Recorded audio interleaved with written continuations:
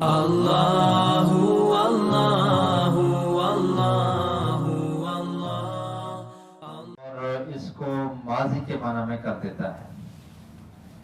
لم یکن الذین، نہیں تھے وہ لوگ، کفروا، جنہوں نے کفر کیا، یعنی وہ لوگ جنہوں نے کفر کیا، من اہل الکتاب، اہل کتاب میں سے، والمشرکین، اور مشرکین میں سے، منفکین، باز آنے والے، حتی، یہاں تک کہ تأتیہم البینہ، آ جاتی ان کے پاس واضح اور کھلی نشانی.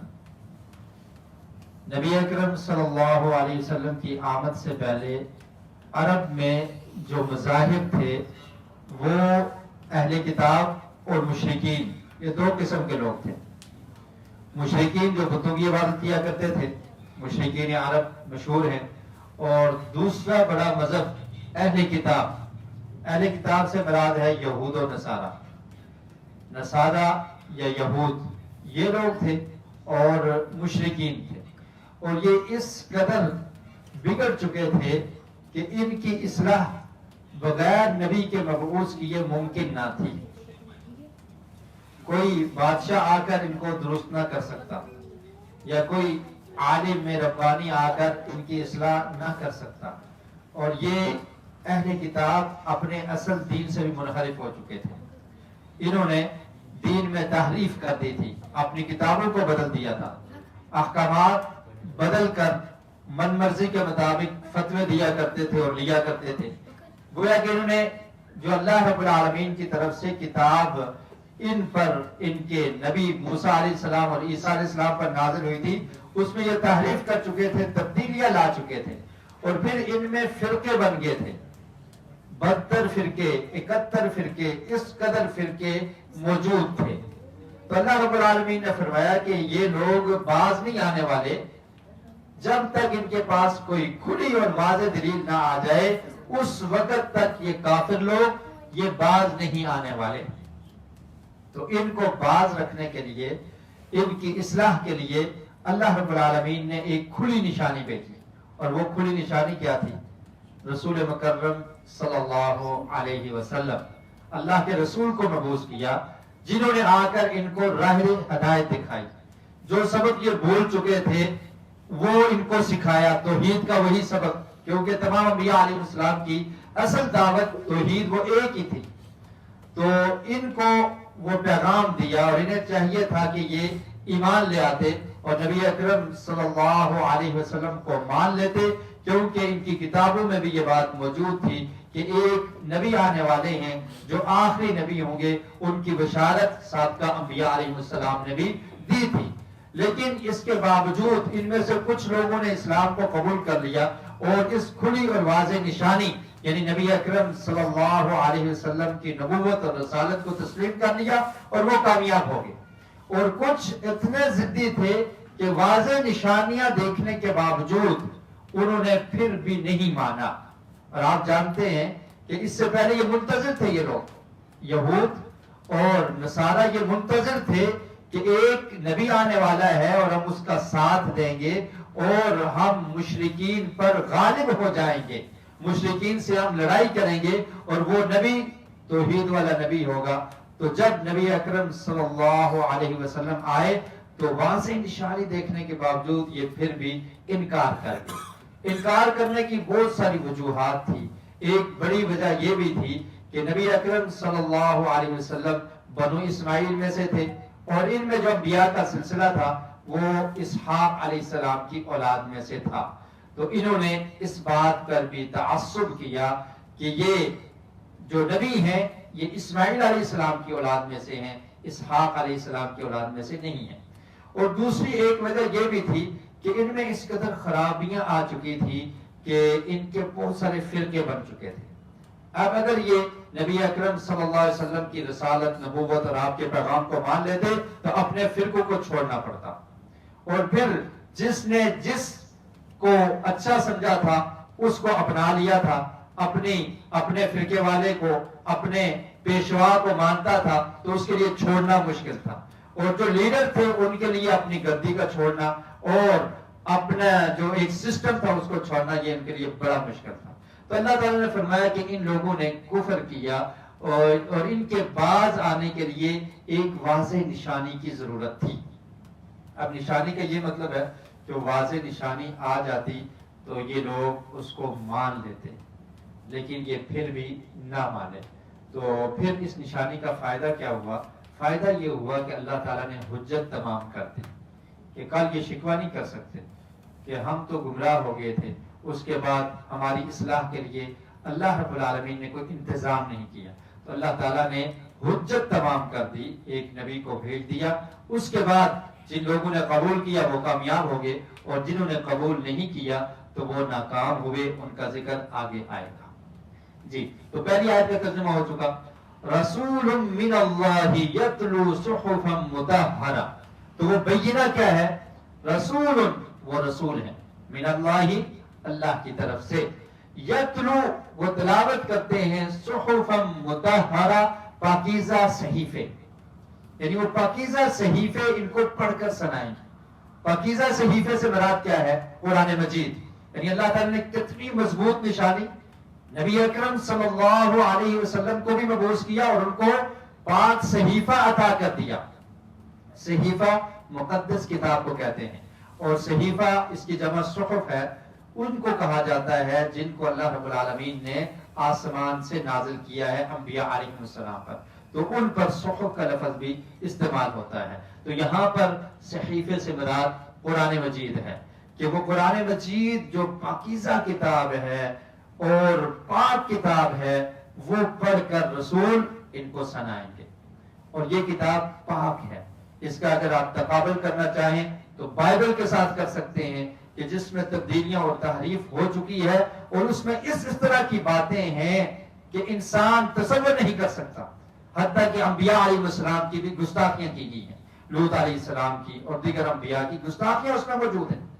تو یہ کتاب جو ہے یہ اللہ کی طرف سے کتاب ہے، اللہ نے اس کی حفاظت کا بھی ذمہ لیا ہے. صحف مطہرہ، تو یہ پاک ہے، صاف ہے، اس میں کوئی ایسی چیز نہیں ہے کہ جس سے کسی کی گستاخی ہو رہی ہو، اور خاص کر کے انبیاء علیہ السلام کی گستاخی کا تصور بھی نہیں کیا جا سکتا. تو فرمایا رسول من اللہ، وہ واضح نشانی اللہ کی طرف سے رسول ہے. یتلو، جو پڑھتا ہے، صحف مطہرہ، پاکیزہ صحیفے. فیہا کتب قیمہ، فیہا، اس میں یا ان میں، کتب قیمہ، مضبوط احکام ہیں. یعنی قرآن مجید میں مضبوط احکام ہیں. ایسے مضبوط حکم اللہ رب العالمین نے اس قرآن میں نازل کیے کہ جو بالکل سمجھ آنے والے ہیں اور جن پر عمل کرنا ضروری ہے.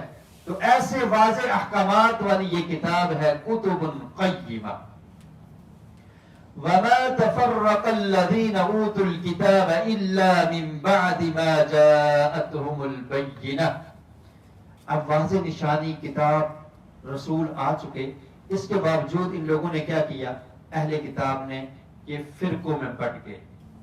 وَمَا تَفَرَّقَ الَّذِينَ أُوتُوا الْكِتَابَ، اور نہیں فرقوں میں بٹے وہ لوگ جنہیں کتاب دی گئی. اس سے مراد کون ہے؟ اہل کتاب، یہود و نصارہ. وہ فرقوں میں کیوں بٹے؟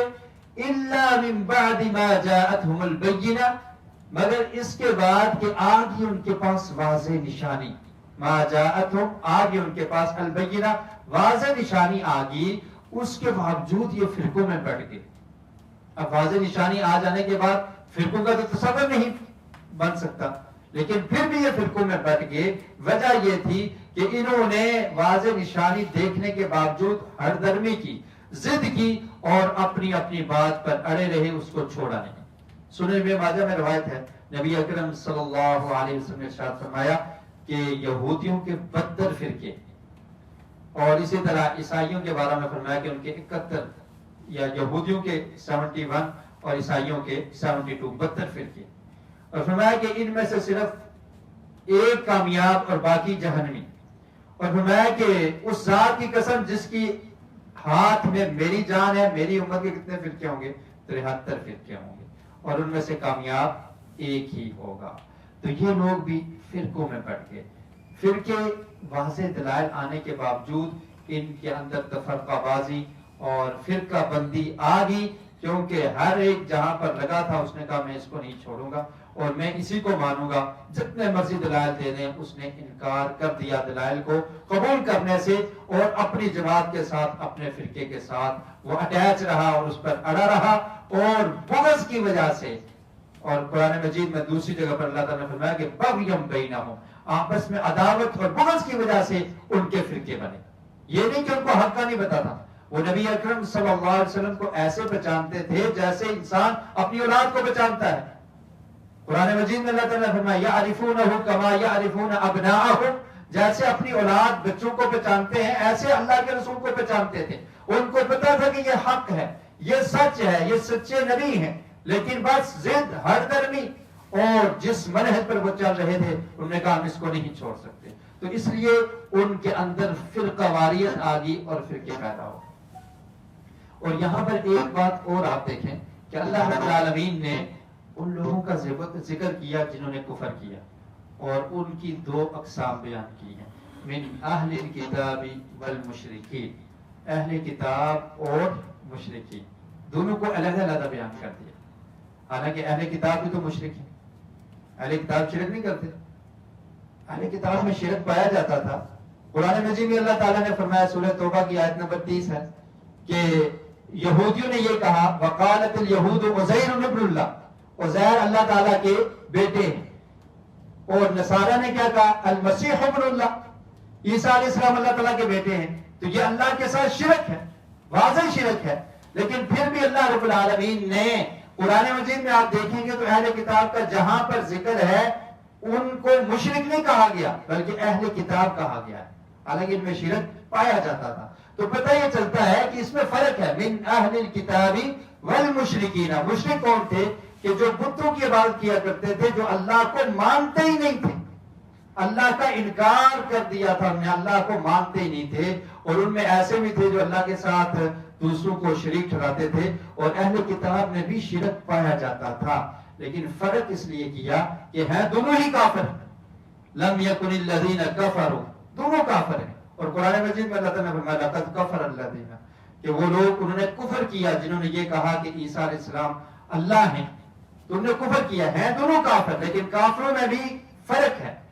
تو اہل کتاب کا مشرکین کے مقابلے میں کچھ فرق ہے، اور وہ فرق کیا ہے کہ اہل کتاب کا ذبیحہ حلال ہے اور مشرکین کا ذبیحہ حلال نہیں ہے۔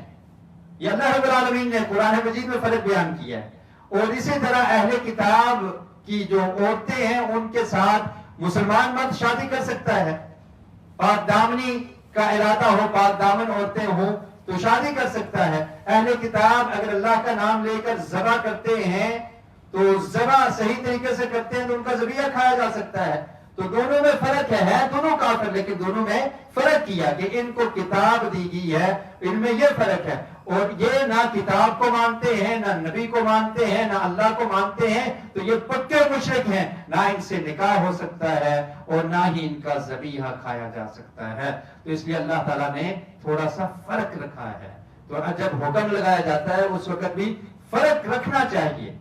اور پھر آپ دیکھ لیجیے جو فرقہ بندی والی حدیث ہے، نبی اکرم صلی اللہ علیہ وسلم نے ارشاد فرمایا کہ میری امت میں 73 فرقے ہوں گے، یہودیوں میں 72 فرقے یا 71 فرقے، اور عیسائیوں میں 72، اور میری امت کے 73 فرقے ہوں گے۔ تو یہ نہیں کہا کہ یہ میری امت سے باہر ہوں گے، بلکہ کیا ہوں گے؟ میری امت میں سے ہوں گے۔ تو اگر کسی کا کوئی جرم اور گناہ ہے تو اس کو امت سے ہی نہیں نکال دیا جائے گا کہ یہ مرتد ہو گیا ہے، یہ بس فارغ ہو گیا ہے، دین اسلام سے نکل چکا ہے۔ یہ شرک کرنے کے باوجود ان کو اہل کتاب کہا جاتا تھا۔ اور پھر قرآن مجید میں اللہ رب العالمین نے نبی اکرم صلی اللہ علیہ وسلم کو فرمایا کہ آپ ان سے کہہ دیجئے قل تعالوا، کہ آ جاؤ ہم ایک بات پر اتفاق کر لیتے ہیں کہ تم بھی ایک اللہ کو ماننے والے اور ہم بھی ایک اللہ کو ماننے والے ہیں۔ تو یہ بات سمجھنے کی ضرورت ہے کہ ایک ہی سوٹی سے سب کو نہیں ہانکا جاتا، بلکہ چیزوں میں فرق ہوتا ہے، اور اہل علم سمجھتے ہیں کہ کہاں پر کیا حکم لگتا ہے۔ تو اللہ تعالیٰ نے بھی یہاں پر فرق کیا کہ لم یکن الذین کفروا من اہل الکتاب والمشرکین، کہ جو بتوں کی عبادت کرنے والے مشرک اور اہل کتاب ان کے کفر سے باز آنے کے لیے اور باز رکھنے کے لیے اللہ رب العالمین نے ایک کھلی اور واضح نشانی رسول مکرم صلی اللہ علیہ وسلم کی صورت میں بھیج دی. وہ کتاب پڑھ کر سناتے تھے, اس میں واضح احکامات ہیں. جی آگے چلتے ہیں. وَمَا أُمِرُوا إِلَّا لِيَعْبُدُوا اللَّهَ مُخْلِصِينَ لَهُ الدِّينَ حُنَفَاءَ وَيُقِيمُوا الصَّلَاةَ وَيُؤْتُوا الزَّكَاةَ وَذَلِكَ دِينُ الْقَيِّمَةِ. اور پھر فرمایا کہ نہیں وہ حکم دیے گئے, وَمَا أُمِرُوا, اور نہیں وہ حکم دیے گئے, إِلَّا لِيَعْبُدُوا اللَّهَ, مگر اس کا کہ وہ اللہ کی عبادت کریں. یعنی اہل کتاب کو بھی یہی حکم دیا گیا تھا. توحید یہ تمام انبیاء علیہ السلام کی نبوت اور رسالت کا مقصد تھا, ان کی دعوت یہی تھی. تو فرمایا کہ ان کو بھی یہی حکم دیا گیا. کیا حکم دیا گیا؟ لِيَعْبُدُوا اللَّهَ, تاکہ وہ عبادت کریں اللہ کی, مخلصین لہ الدین, دین کو اس کے لیے خالص کرتے ہوئے, یعنی اس میں شرک نہ ہو, اس میں ریاکاری نہ ہو, صرف اللہ ہی کی عبادت کی جائے. حنفاء, اور بالکل یکسو ہو کر, سیدھے ہو کر, کہ جی ٹیڑھپن نہ ہو. جیسے ابراہیم علیہ السلام کے بارے میں فرمایا کہ وہ یکسو تھے, ایک اللہ کی عبادت کیا کرتے تھے اور ایک اللہ کی توحید کا اقرار کیا کرتے تھے.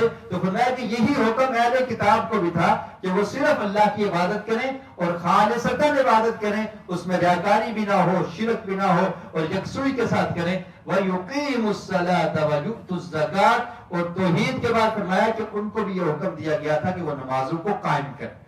وَيُقِيمُ الصَّلَاةَ, اور وہ نمازوں کو قائم کریں. وَيُؤْتُ الزَّكَاةَ, اور زکات ادا کیا کریں. وَذَلِكَ دِينُ الْقَيِّمَةِ, اور فرمایا کہ یہی مضبوط دین ہے, یہی مضبوط اور سیدھا دین ہے کہ جس میں توحید بھی ہے, جس میں عبادت بھی ہے, کہ اللہ ہی کی عبادت کی جائے اور جو اللہ نے حکم دیا ہے, نماز کا حکم, زکات کا حکم, اس کو مانا جائے اور اس پر عمل کیا جائے. فرمایا دین القیمہ, یہ مضبوط دین ہے. ان الذين كفروا من اهل الكتاب والمشركين في نار جهنم خالدين فيها اولئك هم شر البرية. لیکن ان میں سے اہل کتاب میں سے کچھ لوگوں نے اس بات کو نہیں مانا.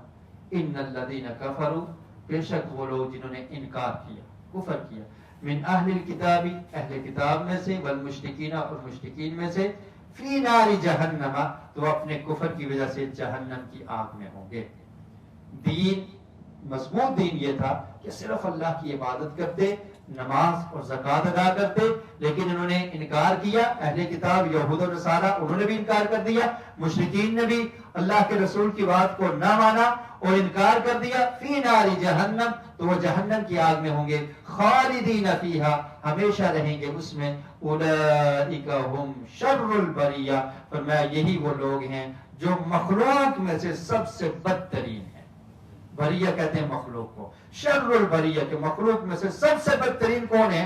اللہ کا انکار کرنے والے, رسولوں کا انکار کرنے والے, نبی اکرم صلی اللہ علیہ وسلم کی نبوت اور رسالت کا انکار کرنے والے. اہل کتاب اور مشرکین جو کافر ہیں, فرمایا یہ مخلوق میں سے سب سے بدترین لوگ ہیں.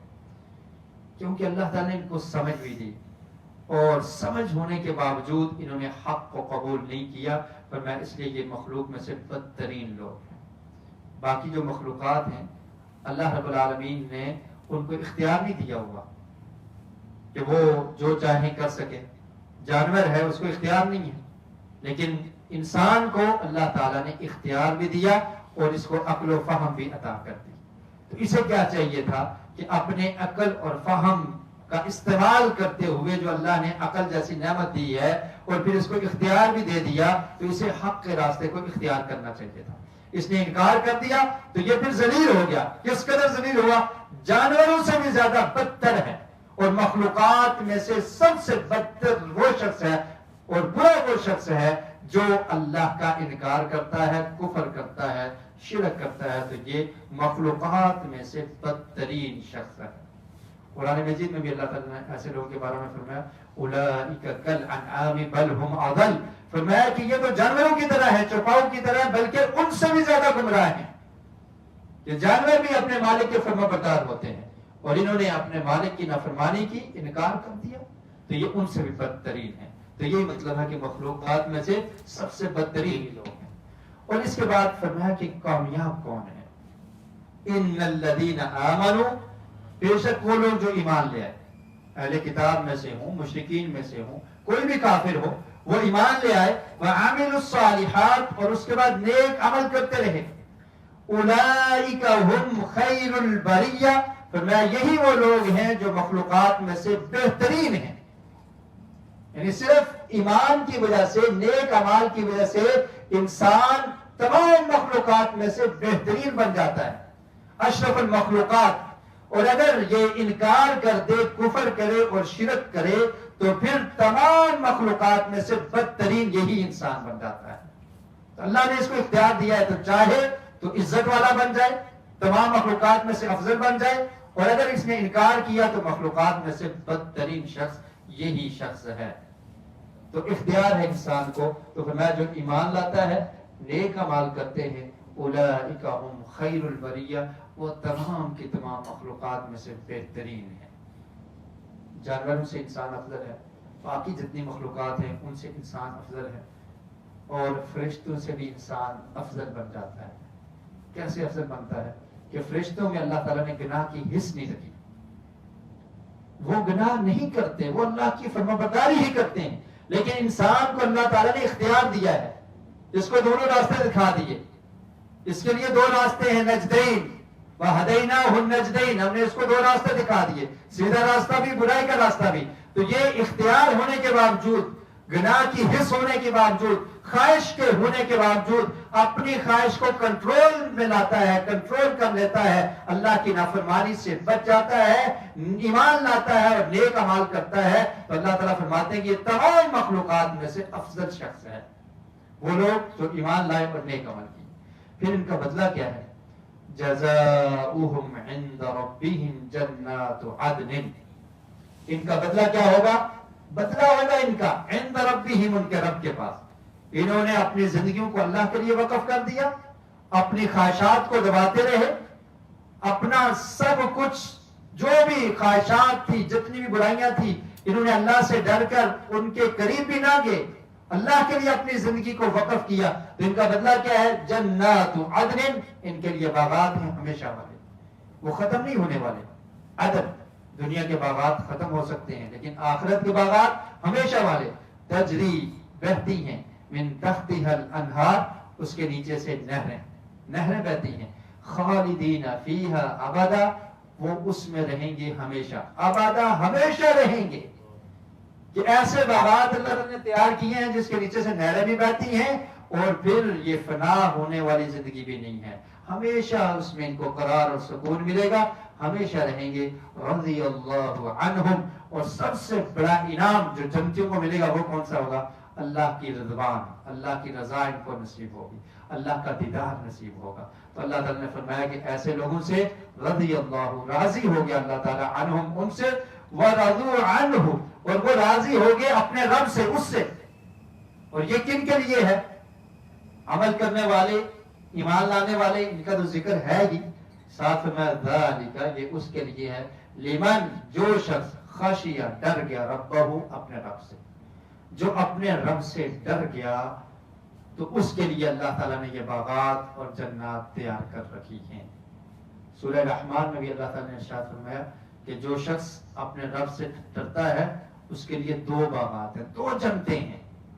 اور پھر سورہ نازیات میں فرمایا وَأَمَّا مَنْ خَافَ مَقَامَ رَبِّهِ وَنَهَى النَّفْسَ عَنِ الْهَوَىٰ فَإِنَّ الْجَنَّةَ هِيَ الْمَأْوَىٰ، کہ وہ شخص جو ڈر گیا مقام ربی ہی، اپنے رب کے سامنے کھڑے ہونے سے، وَنَهَى النَّفْسَ، اور اپنی نفس کو روک لیا، وَنَهَى النَّفْسَ عَنِ الْهَوَىٰ، اپنے نفس کو کنٹرول کیا، خواہشات کی دلدل میں نہیں پھنسا، گناہوں سے بچتا رہا، اس کے دل میں رب کا خوف پیدا ہو گیا، فَإِنَّ الْجَنَّةَ هِيَ الْمَأْوَىٰ، تو اس کا ٹھکانہ جنت ہے۔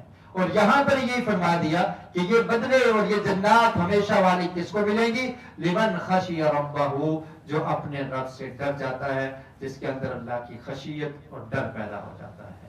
اللہ کی خشیت ایک ایسی چیز ہے کہ جس انسان کے دل کے اندر یہ پیدا ہو جائے تو وہ کامیاب ہو جاتا ہے، اس کی ناکامی کے چانس نہیں ہو رہتے، وہ کامیاب ہو جاتا ہے، کیونکہ جب اللہ سے ڈرے گا تو برائی کے قریب نہیں جائے گا، جب اللہ سے ڈرے گا تو پھر ہر وہ کام کرے گا جس کا اللہ نے حکم دیا ہے، اور پھر وہ شخص کامیاب ہو جاتا ہے. اور ایسے ہی لوگوں کے لیے اللہ رب العالمین نے جنات تیار کر رکھی ہیں.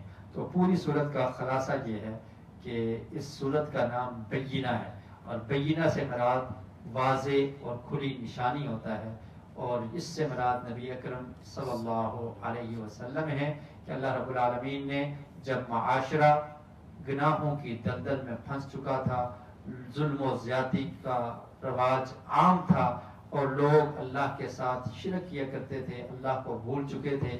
سابقہ جو ادیان تھے، اہل کتاب یہود و نصارہ، وہ اپنی کتابوں میں تحریف کر چکے تھے. تو ان کی ہدایت کے لیے اللہ رب العالمین نے پیارے رسول نبی اکرم صلی اللہ علیہ وسلم کو واضح اور کھلی نشانی بنا کر بھیجا، جنہوں نے قرآن کی تلاوت کی اور تلاوت سے لوگوں کی اصلاح کی.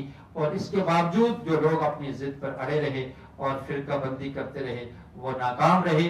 اور جنہوں نے اللہ کے رسول کے آ جانے کے بعد ان کی بات کو حرف آخر سمجھ لیا اور ان کی اطاعت و فرمانبرداری کو مضبوطی سے پکڑ لیا، تو وہ لوگ کامیاب ہو گئے. اور وہی ایمان والے ہیں، وہی نیک اعمال والے ہیں، اور انہی کے لیے اللہ تعالیٰ نے جنات کو تیار کیا ہے. اللہ رب العالمین ہمیں آقا علیہ الصلوۃ والسلام کی اتباع اور اطاعت کرنے کی توفیق نصیب فرمائے، اور ان کی سیرت کے مطابق زندگی بسر کرنے کی توفیق نصیب فرمائے. وآخر دعوانا الحمدللہ رب العالمین.